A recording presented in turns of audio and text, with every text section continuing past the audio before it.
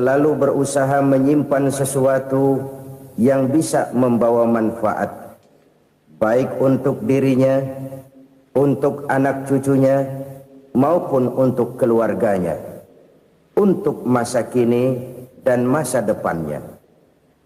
Kadang simpanan itu berbentuk uang, kadang berupa tanah, lain saat berbentuk pabrik, dan lain sebagainya.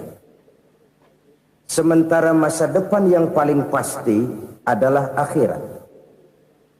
Jika untuk masa depan dunia kita rela memeras keringat, membanting tulang, pergi pagi dan pulang petang, menyimpan uang, menyimpan tanah, menyimpan pabrik, pernahkah kita merenung jika satu saat kiamat datang, kita dibangkitkan dari kubur masing-masing, berdiri di padang mahsyar untuk mempertanggungjawabkan seluruh kegiatan hidup kita di dunia ini, lalu kita akan menuju ke alam akhirat. Sudahkah kita mempunyai simpanan untuk akhirat kita? Pada pertemuan kali ini saya ingin menyampaikan sebuah hadis di mana Rasulullah sallallahu alaihi wasallam bersabda, arba'un min kanzil jannah. Simpanan sorga ada 4 macam. Yang pertama, ikhfa'us sadaqah, menyembunyikan sedekah. Saudara-saudara kaum muslimin, sebagaimana yang kita maklum bahwa Allah Subhanahu wa taala melebihkan sebagian rezeki dari kita terhadap yang lain. Ada yang kaya, ada yang setengah kaya, ada yang miskin, ada yang setengah miskin, dan selanjutnya. Ada yang gajinya kecil tapi penghasilannya gede. Ada yang penghasilannya gede tapi nggak punya gaji. Ada juga yang memang gajinya gede dan penghasilannya gede. Kelebihan rezeki merupakan sunnatullah dan tidak harus membuat kita merasa lebih dari yang lain. Bahkan sebaliknya, kelebihan itu harus membuat kita ringan tangan untuk menolong mereka yang memang memerlukan pertolongan. Kalau saudara diberikan ilmu, maka pertanyaan akhirat cuma satu, ilmumu kau amalkan untuk apa? Kalau saudara diberikan umur yang panjang, pengadilan akhirat juga bertanya satu, umurmu kau habiskan di mana? Tapi kalau saudara diberikan harta, pengadilan akhirat akan bertanya 2, hartamu kau dapat dari mana, kau belanjakan kemana? Dari mananya ditanya dan kemananya juga ditanya. Oleh karena kita akan dimintakan pertanggungan jawab, maka amanah yang bernama harta ini harus kita gunakan dengan sebaik-baiknya. Ada penggunaan yang merupakan kewajiban, itu zakat namanya. Ada penggunaan yang sewaktu-waktu, itu infak namanya. Ada yang lebih sewaktu-waktu lagi, dan itu sedekah namanya. Zakat dia terikat oleh haul dan nisab, oleh putaran batas waktu dan ukuran dari harta itu sendiri. Sedangkan infak terikat oleh situasi dan kondisi perekonomian seseorang. Sedangkan sedekah tidak terikat dengan apapun. Dalam kondisi seperti apapun kita bisa melakukan sedekah dengan yang terkecil sekalipun. Sampai-sampai Rasulullah sallallahu alaihi wasallam mengajarkan, la tahqiranna minal ma'rufi syai'an walau an talqa akhaka biwajhin talik. Atau ada hadis, tabassumuka fi wajhi akhika laka shadaqah. Senyumanmu kepada temanmu adalah sedekah. Jadi untuk melakukan sedekah tidak harus dalam berbentuk uang. Dengan ilmu kita bisa sedekah, dengan tenaga kita bisa bersedekah, dengan pikiran kita bisa bersedekah, bahkan senyum kepada teman itu pun sedekah. Jadi kalau sedekah dengan uang memang belum punya uang, nyengir aja banyakin. Itu asal pada tempatnya, jangan lalu ketemu tiang listrik cengengesan. Tentu tidak pada tempatnya dan tidak wajar. Nah, sedekah yang paling dicintai Allah adalah sedekah yang disembunyikan. Artinya, jauh dari sifat riya. Kan kadang-kadang ada orang sedekah itu disebutkan namanya, apa tidak bagus? Kalau memang niatnya ikhlas, ya bagus-bagus saja. Untuk memberikan sugesti kepada yang lain. Si Fulan bin Fulan nyumbang sekian, diumumkan. Boleh kalau niatnya untuk memberikan rangsangan kepada yang lain supaya dia menyumbang lebih besar dari orang tadi. Tapi kalau itu mendatangkan riya, maka sedekah yang paling dicintai Allah adalah sedekah yang disembunyikan. Tangan kiri saja tidak tahu apa yang diberikan oleh tangan kanan. Sedekah yang dilakukan dengan ikhlas akan merupakan perbendaharaan surga, tersembunyi dari pandangan orang lain, tidak seorang pun tahu. Karena memang sikap yang baik adalah melupakan kebaikan dan mengingat kesalahan. Itu salah satu ciri orang bahagia. Orang yang selalu mengingat kesalahannya dan berusaha melupakan segala kebaikannya. Kalau dia akan berada kebaikan, dia tidak bisa ikut, dia merasa rugi karena dia merasa belum pernah berbuat baik. Tapi kalau akan melakukan kesalahan baru, dia ingat kesalahan yang sudah-sudah, sehingga terhalang baginya untuk melakukan satu kesalahan baru. Demikianlah saudara-saudara, bahwa Allah melebihkan rizki sebagian kita dari yang lain, agar terjadi tolong-menolong dalam kehidupan ini. Jadi kesenjangan yang nature, kesenjangan yang alami, itu sunnatullah. Ada yang kaya, ada yang miskin, ada yang kelas menengah. Nah, kenapa lalu sekarang kita berusaha mengentaskan kemiskinan? Oleh karena adanya kesenjangan struktural. Kalau yang kaya bisa semakin kaya, kenapa yang miskin tidak bisa naik jadi ikut sedikit kaya? Sebab pada dasarnya Islam adalah agama yang sejak turunnya sudah berupaya memerangi kemiskinan. Bahkan dikatakan kemiskinan itu mendekatkan kepada kekufuran. Orang kalau miskin udah dekat banget sama kafir. Gampang menjadi kafir. Berapa banyak saudara-saudara kita yang oleh karena soal perut, oleh karena soal materi, terpaksa meninggalkan dan menanggalkan akidahnya. Menjual petunjuk yang diberikan Allah dengan kesenangan dunia yang cuma sebentar ini. Na'udzubillah, thumma na'udzubillah. Jadi makin kita sembunyikan satu sedekah, semakin banyak perbendaharaan kita di surga. Sedekah yang paling dicintai Allah adalah sedekah yang disembunyikan. Malahan ada seorang sufi, dia punya kebiasaan kalau pergi sholat Jumat dia bawa uang, itu uang dia taruh di bawah tikar masjid. Dia niat sedekah kepada siapa saja yang nemuin itu duit. Maksudnya apa? Supaya yang nemuin nggak tahu siapa yang punya duit. Demikian dia saking ingin menyembunyikan sedekahnya. Karena sifat riya itu bisa memakan amal kita sendiri. Riya itu termasuk menyebut-nyebut kebaikan kita. Orang yang suka nepuk dada, sedikit-sedikit ngitungnya kalau nggak gua.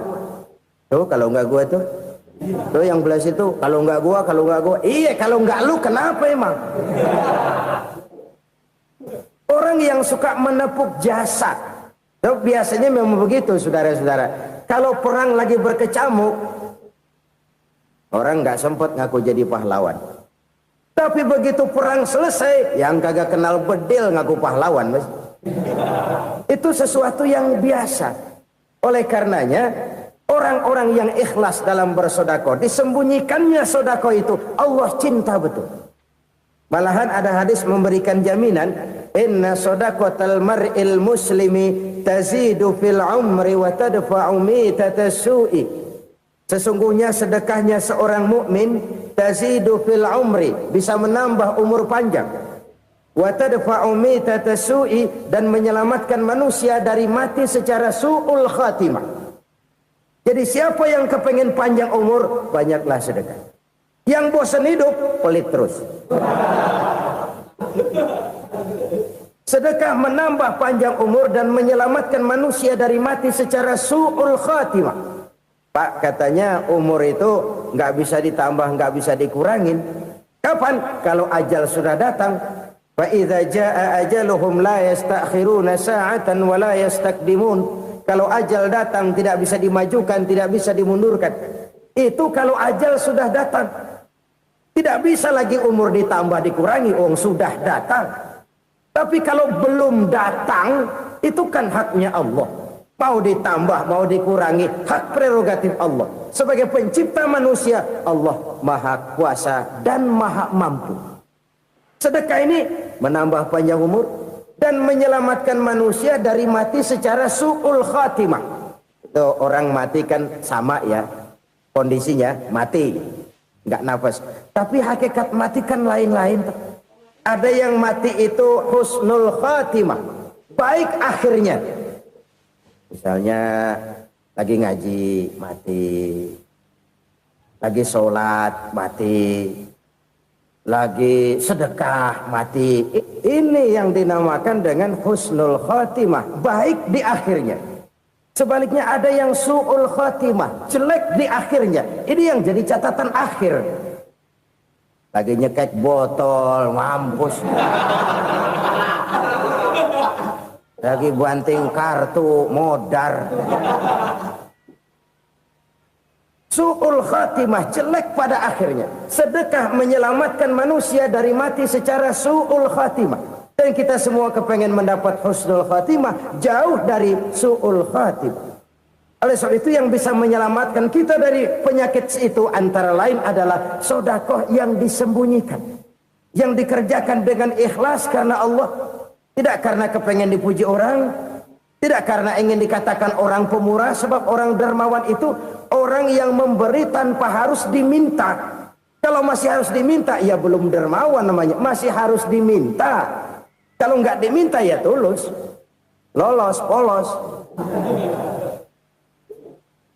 Saudara-saudara kaum muslimin rahimakumullah, harta adalah amanat dan akan kita pertanggungjawabkan. Allah melebihkan rizki sebagian kita dari yang lain agar kita saling tolong menolong, bantu membantu. Nabi janjikan siapa yang meringankan beban saudaranya muslim di dunia, Allah akan meringankan bebannya di akhirat nanti. Sebuah jaminan dari baginda Nabi. Si orang yang kita bantu barangkali tidak bisa membalas, Allah yang akan membalas lewat jalan lain yang tidak pernah kita sangka-sangka. Ada orang tanya, Pak, ini ada orang nyumbang masjid sambil marah-marah, bagaimana? Saya bilang sumbangannya aja ambil, marahnya jangan. Marahnya jangan diambil, itu urusan dia. Saudara-saudara kaum muslimin rahimakumullah, umat Islam ini kan umat yang punya potensi besar. Kadang kita merenung, kenapa kadang-kadang pembangunan masjid kok lambat sekali? Kalau hotel hari ini peletakan pertama, bulan depan peresmian. Supermarket hari ini peletakan batu pertama, minggu depan peresmian. Tapi kalau sudah yang namanya masjid, kadang-kadang peletakan batu pertama sekaligus jadi batu terakhir. 3 tahun, 4 tahun, campur nebar jalak di jalanan, duit dijaring kayak ikan sepat. Apa tidak ada orang Islam yang kaya? Banyak. Apa tidak ada pengusaha muslim yang jadi konglomerat? Ada.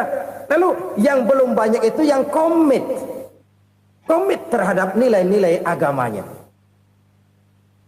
Akhirnya kita jatuh jadi umat yang lemah.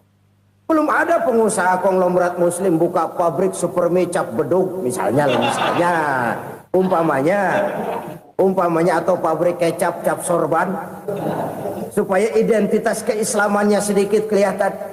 Kita jatuh jadi umat yang lemah karena potensi tidak terinventarisir dengan baik. Kita ini ibarat kompor yang cuma matengin nasi orang lain. Potensi kita dimanfaatkan oleh orang lain. Ukhuwah Islamiyah kita baru terbatas kepada silaturahmi. Ukhuwah di bidang ekonomi kita lemah, ukhuwah di bidang kebudayaan kita lemah, apalagi ukhuwah di bidang politik kita lebih rapuh lagi. Padahal ukhuwah itu adalah totalitas kehidupan manusia, menyangkut ipolek sosbud, memerlukan nilai-nilai ukhuwah. Jadi oleh karena itu mari kita menyadari di dalam harta kita, walaupun kita yang cari, pergi pagi, pulang sore, peras keringat, banting tulang, di sana ada harta anak yatim. Di sana ada hak masjid. Di sana ada hak pesantren, di sana ada hak jihad. Berbahagialah seseorang apabila dia oleh Allah dijadikan keran. Keran itu menyimpan air, tapi tidak untuk dirinya, tapi disalurkannya kepada mereka yang memang memerlukannya. Saudara-saudara kaum muslimin rahimakumullah, ini yang pertama. Jadi perbendaharaan surga adalah menyembunyikan sedekah. Orang lain nggak tahu, kita pun nggak pernah ngitung-ngitung. Kita anggap lewat begitu saja, padahal itu deposit akhirat. Satu. Yang kedua, perbendaharaan surga itu apa? Wa kitmanul musibah, menyembunyikan kesulitan. Kadang orang takut menghadapi kesulitan, tapi makin kita merenung, hidup ini kan sebenarnya urusan. Takut sama urusan, ya jangan hidup. Tandanya orang hidup itu kalau punya urusan. Urusan melupakan problem. Problem sering menimbulkan kesulitan. Kesulitan bukan untuk ditakuti, tapi untuk diatasi dan dicarikan jalan keluarnya. Siapa sih orangnya yang nggak pernah sulit-sulit? Makin tinggi status sosialnya, makin gede urusannya. Makin tinggi kualitas imannya, makin berat tingkat kesulitannya. Cuma memang yang namanya enak itu seperti pelangi. Biang lala itu nggak pernah di atas kepala kita, di atas kepala orang melulu. Lu sih enak lu, kata kita. Dia juga bilang, yang enak kan lu. Pelangi itu nggak pernah di atas kepala kita. Kata tukang beca, aduh enak ya naik Mercy. Kata tukang beca, apa yang di dalam mobil Mercy? Aduh enak bener tukang beca, di jok ngeringkuk ngorok pulas bener. Saya kamar pakai AC, sejuk, tempat tidur sutra, empuk, alga, spring bed, kulak kulik, nggak bisa pulas kalau belum minum Valium, belum tidur. Enak bener tukang beca, di jok ngorok nggak tahu wetan kulon. Si tukang beca bilang yang di Mercy enak, yang di Mercy bilang tukang beca enak. Inilah enak, nggak pernah di atas kepala kita, di atas kepala orang lain melulu enak itu.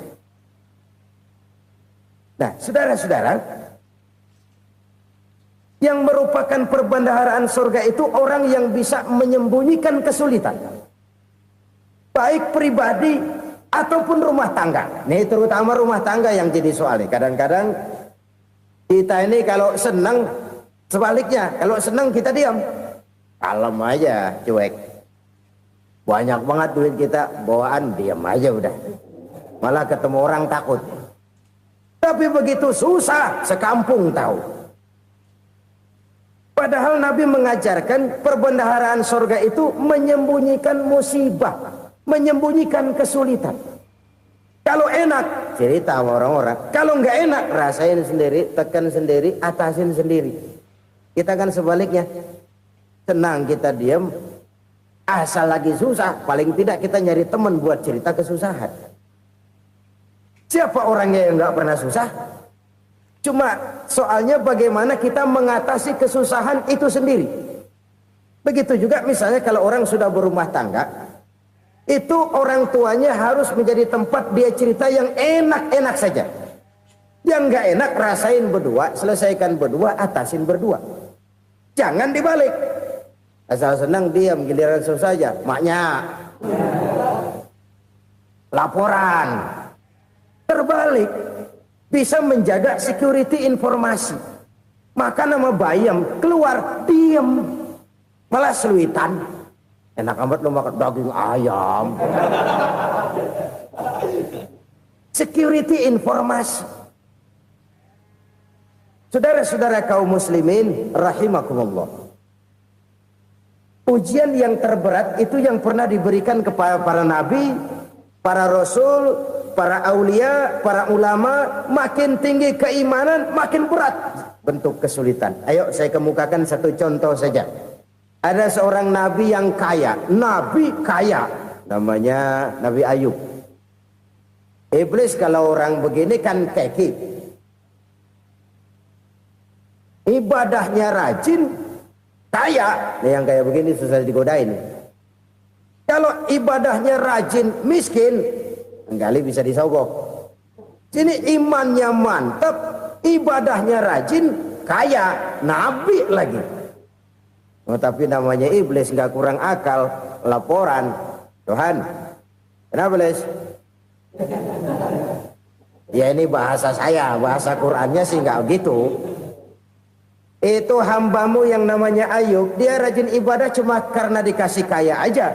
Coba kasih miskin dia, berhenti dia sembahyang. Ah, kamu bisa aja. Saya tahu Ayub itu hambaku yang ikhlas. Saya buktiin Tuhan, silahkan. Dibuktiin lah, iblis turun ke alam ini. Yang mula-mula dia lakukan, dia rusak sawah ladang Nabi Ayub. Dia binasakan binatang ternak Nabi Ayub. Sehingga dalam waktu singkat, jatuhlah Nabi Ayub dari orang paling kaya jadi orang paling miskin. Beliau masih ibadah di mihrab dalam masjid. Datang iblis. Saudara Ayub, ya, lagi ngapain? Ibadah. Nyembah Allah, nyembah Allah. Oh, percuma. Kenapa? Tuhan yang ente sembah nih, dia udah bikin miskin ente. Sawah ladang ente hancur lebur, binatang ternak binasa. Sekarang ente jadi orang paling miskin. Ngapain nyembah Tuhan kayak begitu? Tekor. Udah berhenti dah ibadah, berhenti ibadah. Ini iblis sama Tuhan laporannya lain, yang dikerjakan kepada Nabi Ayub juga lain. Benar begitu iblis, kata Nabi Ayub. Iya, sawah ladang saya habis, buras. Binatang ternak saya binasa, binasa. Saya miskin, bangpak.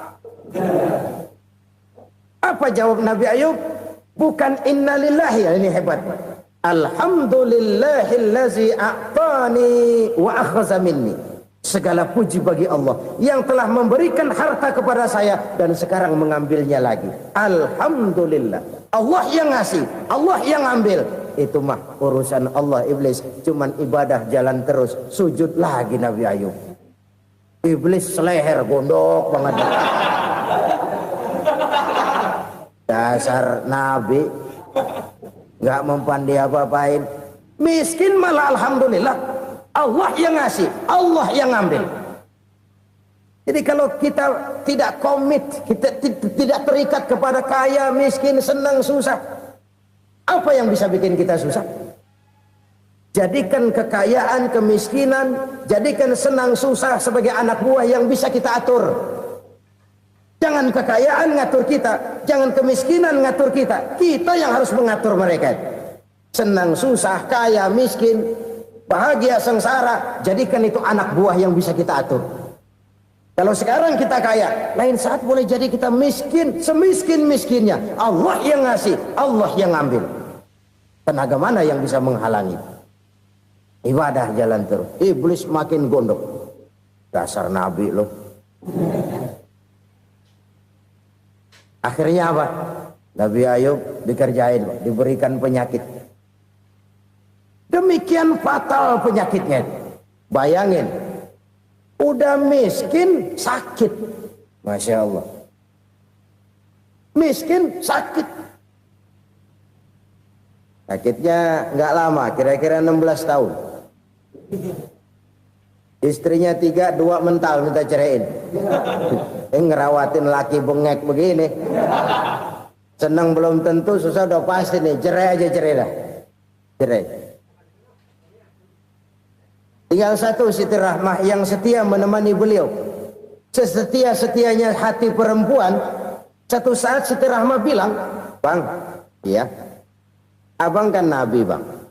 Lalu, namanya Nabi kan doanya jarang meleset, Bang. Maksud kamu minta kenapa sih sama Tuhan biar abang sembuh baik dah, Bang?"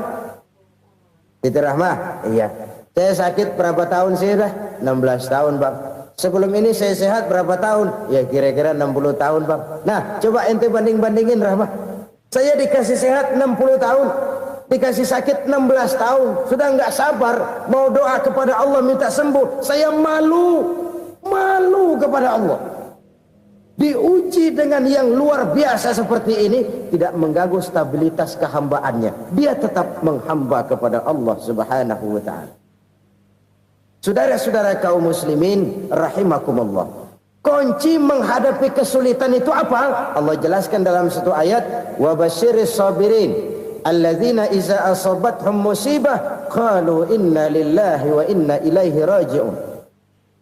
Gembirakan orang-orang yang sabar. Siapa mereka itu? yang apabila mendapat musibah mereka kembali kepada keyakinan dasar segalanya dari Allah dan segalanya akan kembali kepada Allah. Ini konsepsi dasar dari sikap muslim dalam menghadapi berbagai kesulitan. Segalanya dari Allah, segalanya akan kembali kepada Allah. Kalau ini sudah kondisi dasarnya, maka kita akan lapang menghadapi kenyataan bagaimanapun pahitnya. Apakah itu namanya miskin, apakah itu namanya sakit, bahkan maut sekalipun. Maut sekalipun. Segalanya dari Allah, segalanya akan kembali kepada Allah. Ini sikap hidup, bukan sekedar ucapan. Kita kadang-kadang menjadikannya sebagai ucapan. Mulutnya sehingga berhenti, innalillahi wa inna ilaihi rajiun, tapi nangisnya terus gerung-gerungan. Bukan itu, ini kesadaran moral. Kalau segalanya dari Allah, segalanya kembali kepada Allah, kan sebenarnya cuma nunggu giliran. Hari ini saya nyembayangin dia, entah hari apa saya disembayangin orang. Hari ini saya antar dia ke kubur, entah hari apa orang nganterin saya ke kubur.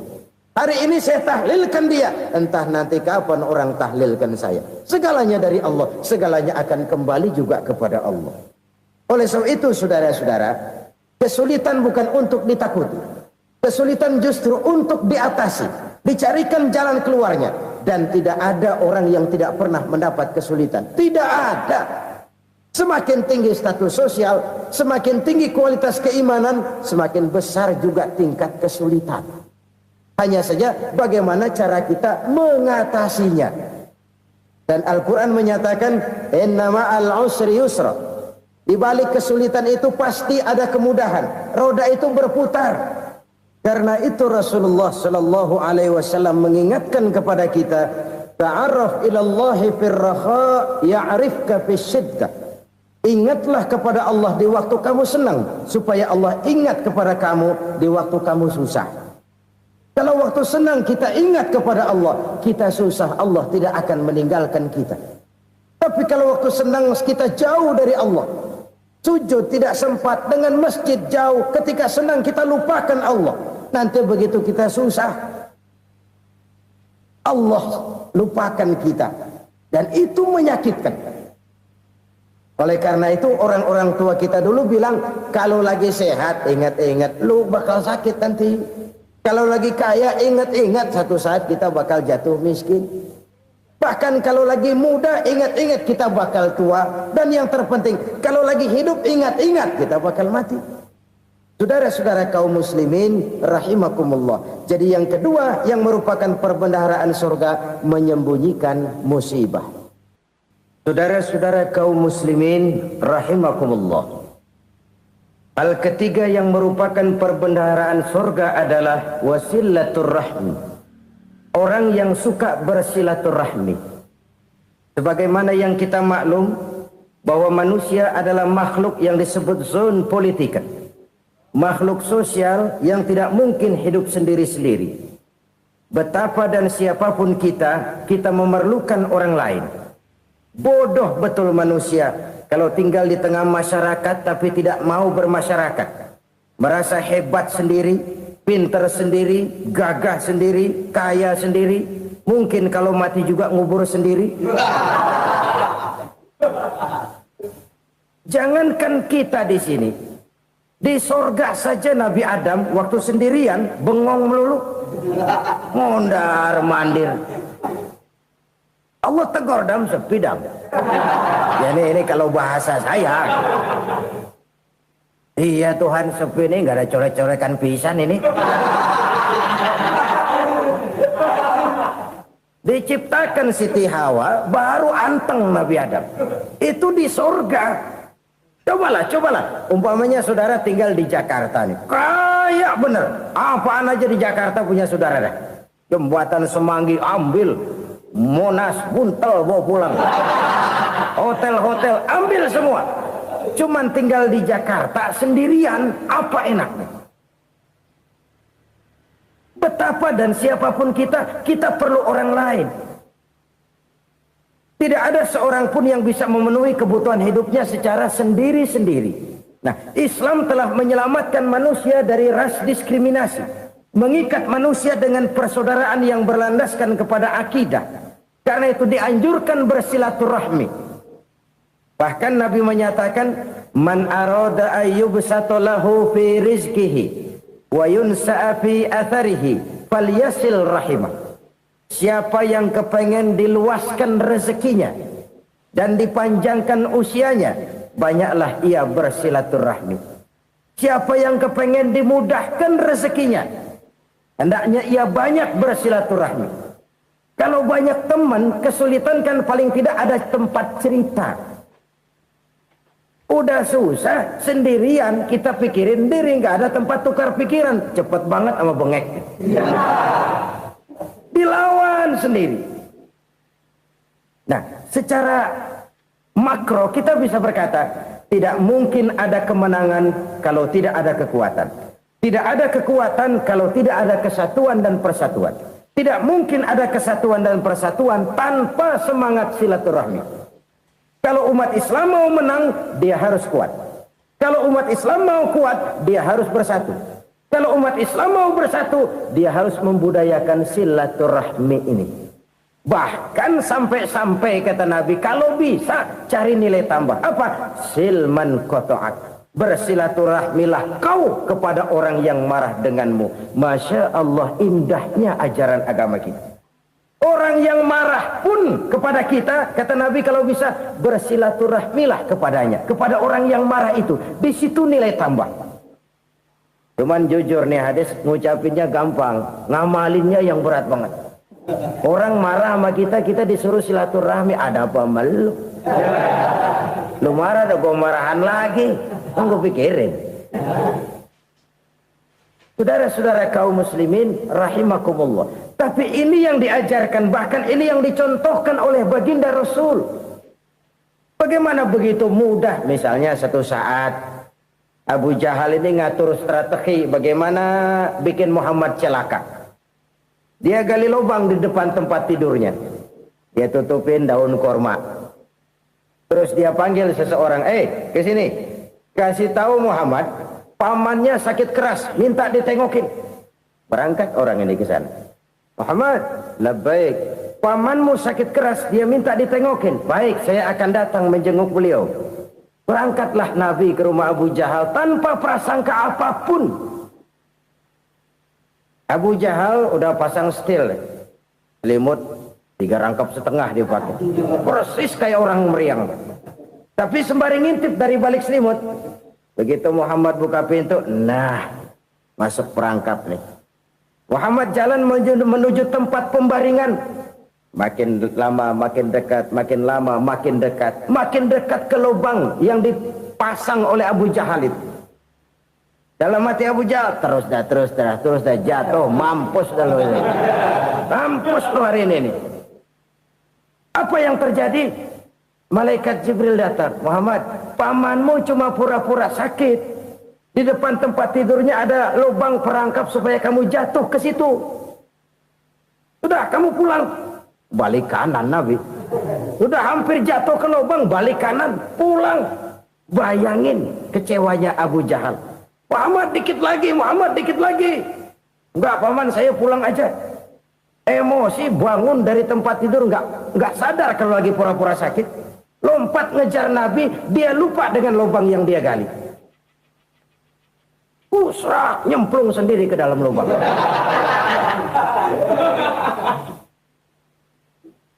Nabi terus berlalu. Ini terjadi keanehan.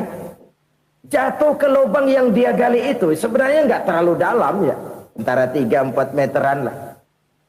Tolong, saya jatuh ke lubang ini. Datanglah pelayan-pelayannya itu.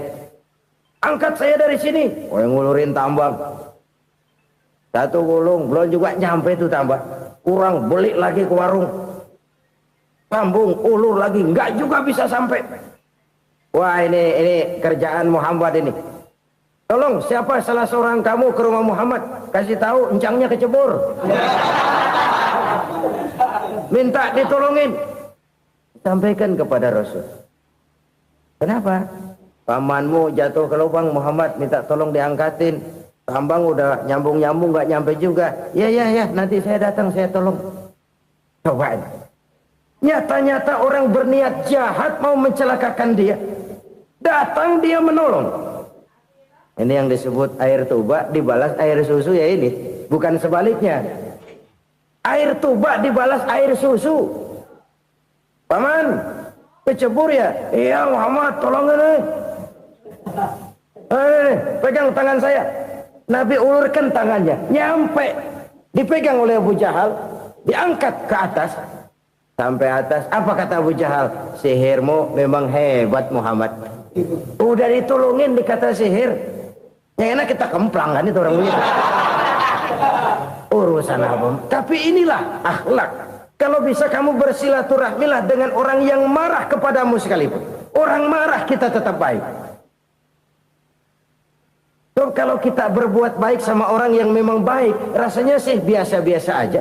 Orang baik kita baik lagi, ya draw aja, belum ada nilai tambah di situ. Baru ada nilai tambah kalau kita bisa berbuat baik kepada orang yang nyakitin kita. Itu namanya kita setingkat di atas dia. Dia sakitin kita, kita berbuat baik sama dia. Dia pelit sama kita, kita baik sama dia. Dia marahin kita, kita deketin dia. Di situ kita punya nilai tambah. Jadi siapa yang ingin diluaskan rezekinya kata Nabi dan dipanjangkan umurnya, hendaklah ia banyak-banyak bersilaturahmi. Sederhana sebenarnya silaturahmi. Tapi silaturahmi membangkitkan semangat kesatuan dan persatuan. Kesatuan dan persatuan melahirkan kekuatan.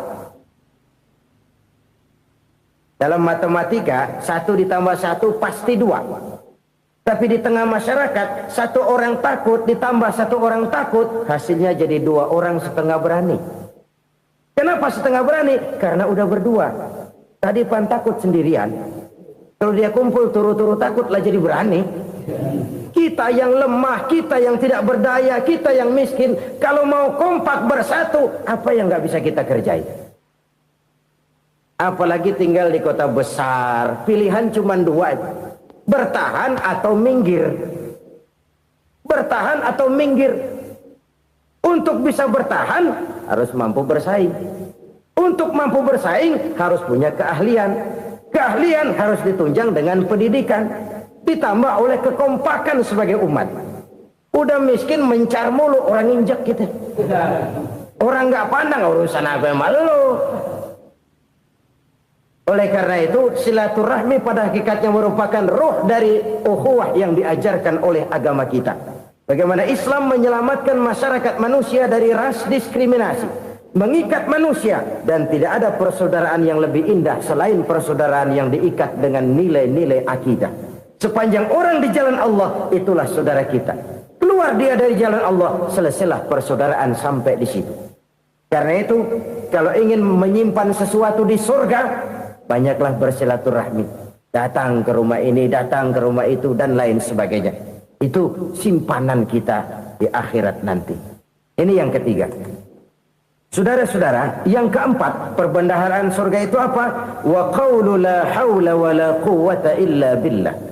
Ucapan la haula wa la quwwata illa billah. Ibadah kan ada yang berat, modalnya besar. Bangun masjid berat, modalnya besar. Bangun rumah sakit berat, modalnya besar. Ada ibadah yang berat tapi modalnya ringan. Misalnya puasa. Puasa itu berat, mengendalikan nafsu. Kalau sekedar nggak makan nggak minum sih enteng, mengendalikan nafsu itu jihad terbesar. Tapi kan modalnya ringan, cuma niat saja. Ini ibadah berat, modalnya ringan. Ada ibadah yang ringan, modalnya juga enteng. Seperti termasuk ucapan la haula wa la quwwata illa billah.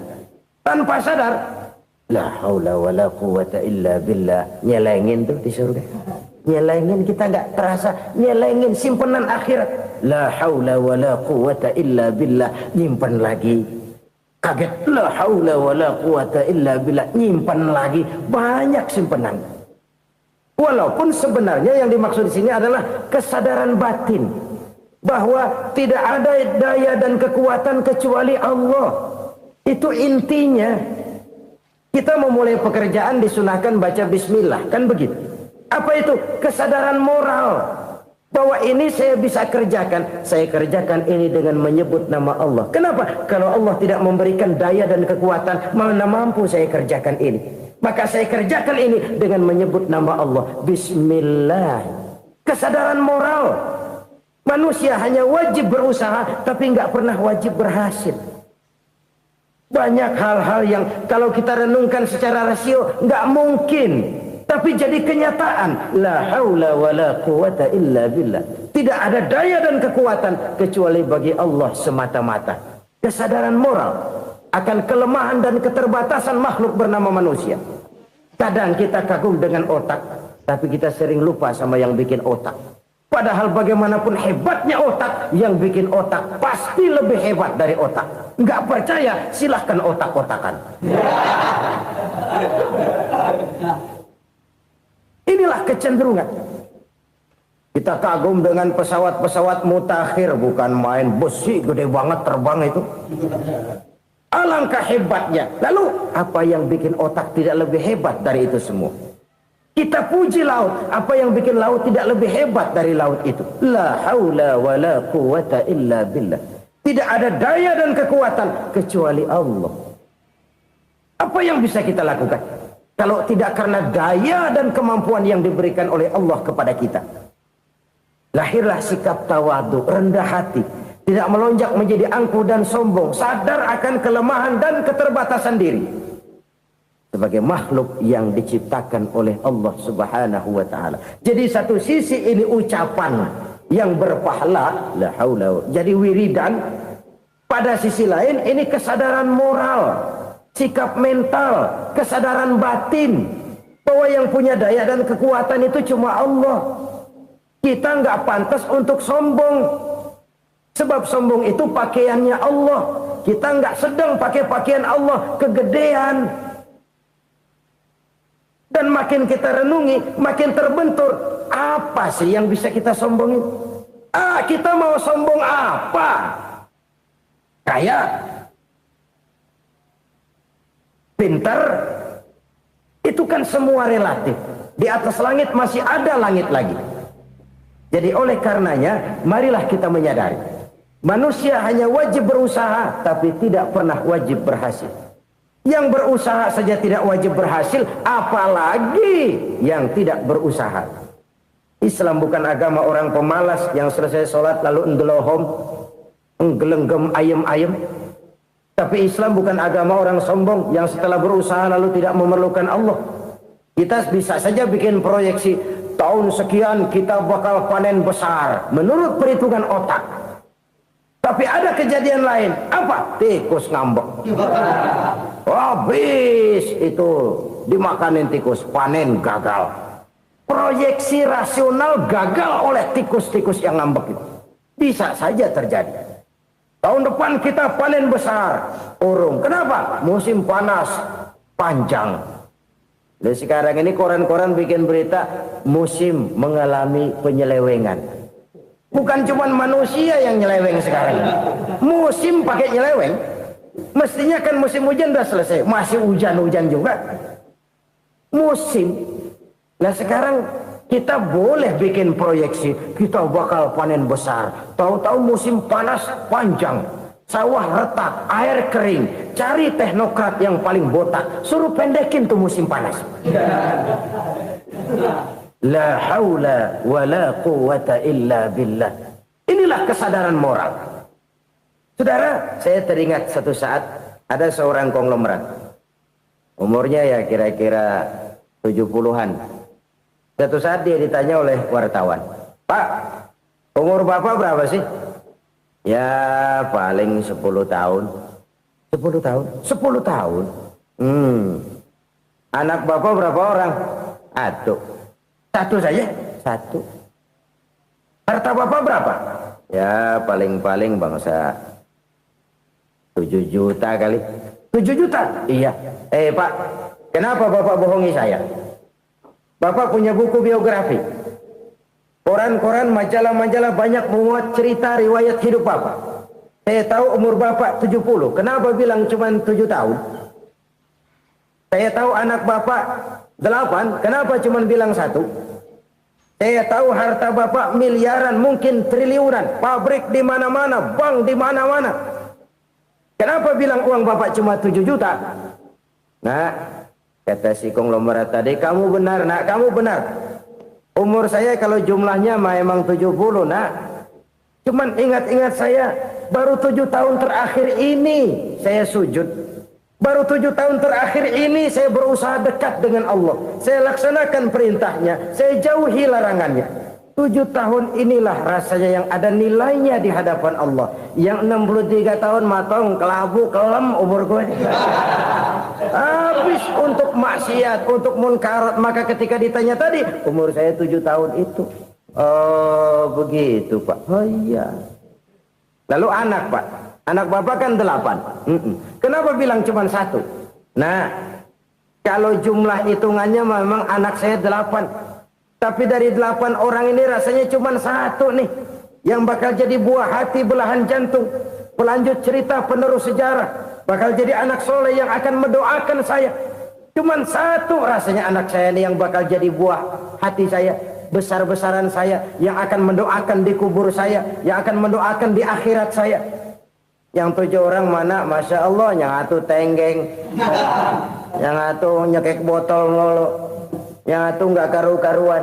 Makanya saya bilang 1 anak saya yang akan bisa mendoakan saya.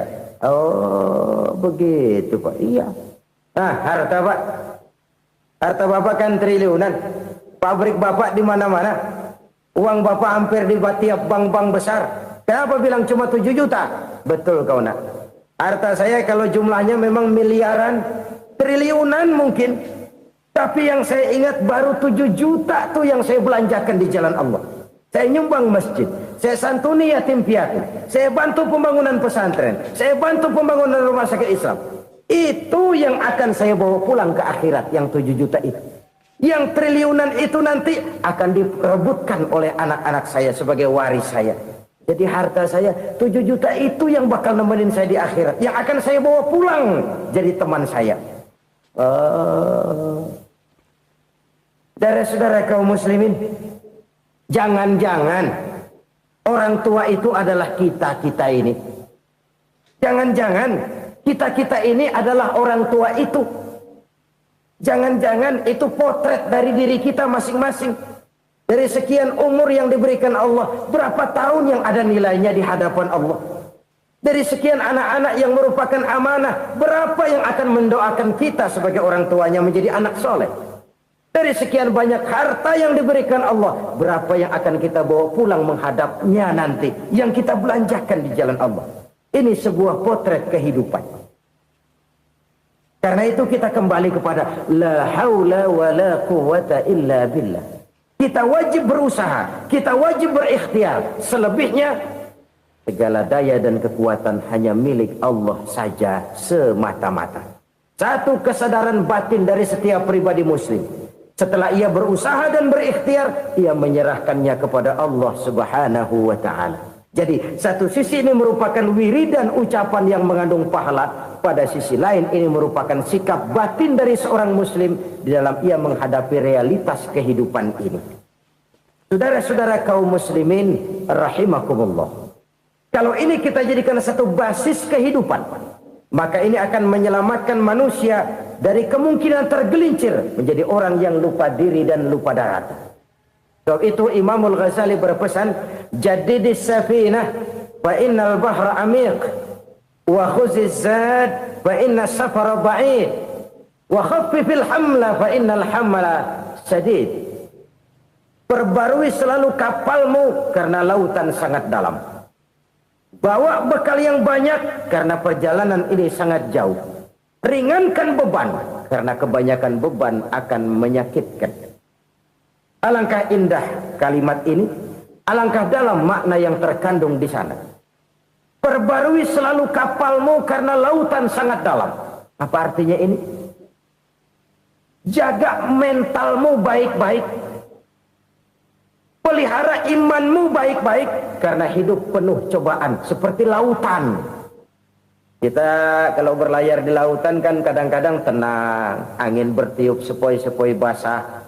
Jika malam datang bintang gemintang bertabur menghias cakrawala. Rembulan memantulkan sinarnya dengan indah. Dalam keadaan begitu berlayar enak. Tapi lain saat ombak menggunung, halilintar menyambar, angin topan bertiup. Berapa banyak sudah saudara-saudara kita yang tenggelam di lautan dunia tanpa sadar bahwa dia belum sampai kepada pantai yang akan dituju. Berapa banyak sudah saudara-saudara kita yang tenggelam di lautan dunia ini tanpa sempat bangkit lagi. Dia menyangka sudah sampai kepada tujuannya. Hati-hati kapal jangan sampai bocor karena lautan sangat dalam. Iman ini jaga baik-baik karena hidup penuh dengan ujian. Wa khuzizat fa inna safara ba'id. Bawa bekal yang banyak karena perjalanan sangat jauh. Saudara mau ke Bandung, bawa duit. Saudara mau ke Surabaya, banyakan lagi duitnya.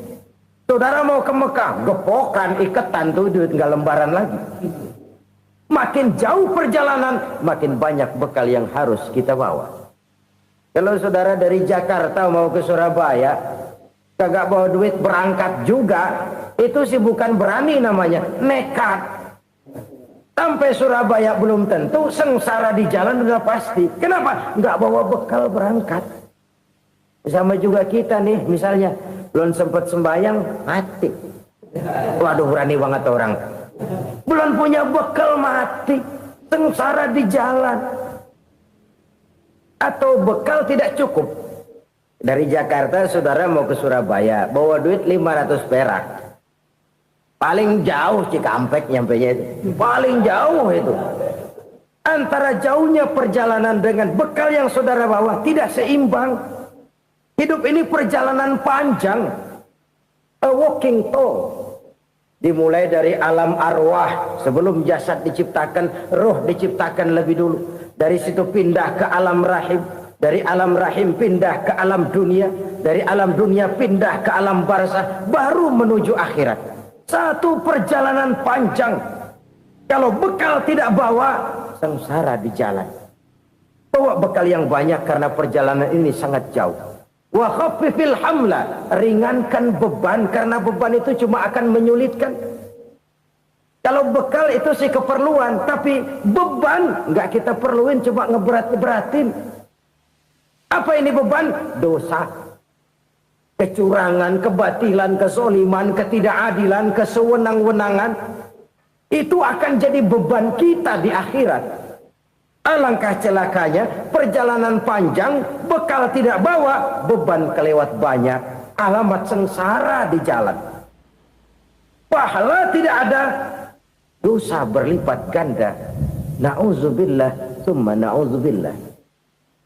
Kalau kita rangkum nasihat Al-Ghazali dengan kisah si konglomerat tadi, kita akan mengambil kesimpulan. Pertama, bekal terbaik dalam menghadapi gejolak kehidupan ini tidak lain adalah iman. Yang kedua, pahala dan dosa. Dua hal kontroversial. Pahala adalah bekal, dosa adalah beban. Tapi kita sekarang kan tidak begitu terangsang kepada yang abstrak. Orang berlomba mencari yang konkret-konkret saja. Yang real. Kalau memang dosa, benjol dong. Kira-kira begitu. Kira-kira begitu. Persis orang Yahudi dulu. Orang Yahudi itu kan pernah minta kepada Nabi Musa. Ya Musa, lan nu'mina laka hatta narallaha jahrah. Musa, kami nggak bakal mau beriman kepada Allah kalau belum kami lihat Allah ada nongkrong di depan kami. Kalau memang Tuhan ada, taruh dong di depan kami. Mau yang konkret-konkret saja. Kalau memang dosa, benjol dong. Kalau memang pahala, berasa dong. Orang terangsang kepada yang real, yang konkret-konkret saja. Karena itu, untuk mengejar dosa, orang mau bayar.